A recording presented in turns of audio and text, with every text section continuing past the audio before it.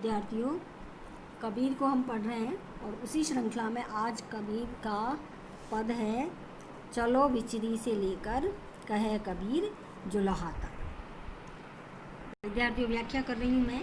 कबीर कहते हैं कि हे मनुष्यों, यदि तुमने राम नाम प्रभु नाम को हृदय में धारण नहीं किया तो ऐसा समझो कि यह जन्म जुए में ही हार दिया।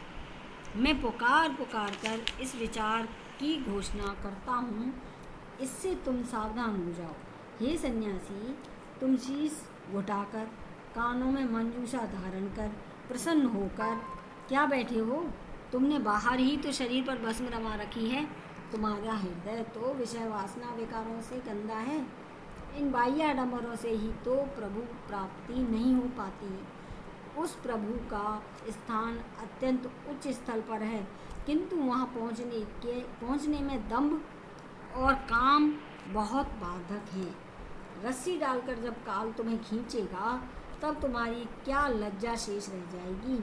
प्रभु रूप कपूर को छोड़कर विश्व रूपी विषय वासनाओं को सहेज रहा है, इससे तो मानव ना तुझे मूल ब्रह्म ही प्राप्त होगा और ना कुछ लाभ प्राप्त होगा। कबीर जुलहा कहते हैं कि मेरे प्रभु का वास अभय स्थान पर है, उसे प्राप्त कर संसार में किसी भांति के तापों का भय शेष नहीं रह जाता है। अगला पद है विद्यार्थियों, दूभर पनिया से लेकर चले पिवे कबीरा। कबीर यहाँ कमल कुआं से निःसृत अमृत रस प्राप्ति को पनिहारिन के पानी भरने की क्रिया से उपमा देकर समझाते हैं कि वह कमल कुएं में भरा हुआ पानी प्राप्त करना बड़ा दुष्कर काम है, बड़ा कठिन काम है। जीवात्मा की आनंद के लिए प्यास उस परमात्मा के बिना शांत नहीं होती। ब्रह्मरंध्र पर तो वह जल स्थित है और पानी भरने वाली पनिहारिन कुंडलिनी तल में मूलाधार चक्र के द्वारा उस पर औंधे कुएं पर जहाँ घाट बड़ा विकट है, पांचों इंद्रिया रूपी पनिहारियों के लिए जल भरना अत्यंत कठिन है, क्योंकि वे पूर्ण रूप से वहाँ केंद्रित नहीं रहती हैं।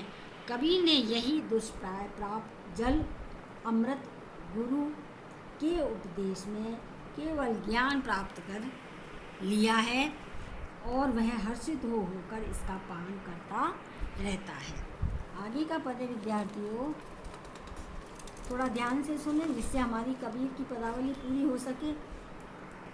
कहो भैया अंतर कांसू लागा से लेकर ताही तू मेरा मन माने।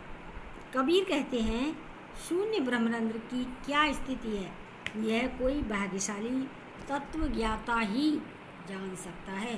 कौन ऐसा सुजान ज्ञानी है जो उस शून्य में कौन कौन से लक्षण हैं यह जान सके, अर्थात उसमें स्थित अलख निरंजन ब्रह्म को देख सके।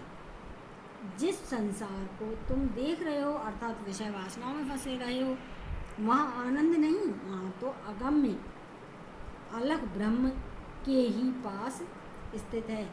यह शून्य 3.5 हाथ की कुंडलिनी के द्वारा ही पहचाना जा सकता है।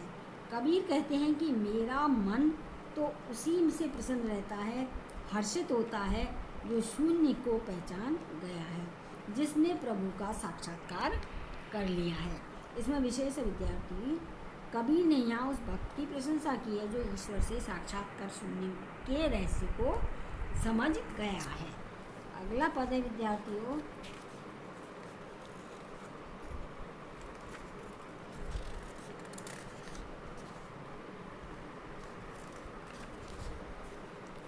अगला पद है विद्यार्थियों, जगत गुरु अनहद से लेकर राम रसायन माता भाता।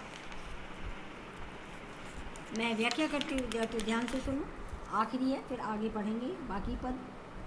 कबीर कहते हैं कि साधक या भक्त उस अवस्था में पहुँच गया है कि वहाँ अनहद नाद का आनंदमय स्वर समा बांध रहा है और साधक ने वहाँ अपनी चित्त वृत्तियों को केंद्रित कर रखा है त्रिकुटी के मध्य ही वह रहकर शून्य मंडल ब्रह्मरंध्र में होने वाले विस्फोट शब्द को सुन रहा है। वहीं अपना स्थायी वास बनाकर वह अलख निरंजन की साधना में दत्तचित्त है। अब आगे वे मदिरा खींचने का के रूपक द्वारा स्पष्ट करते हैं कि शून्य स्थल ही की भट्टी बनाकर सहस्रदल कमल के स्वर्ण पात्र के द्वारा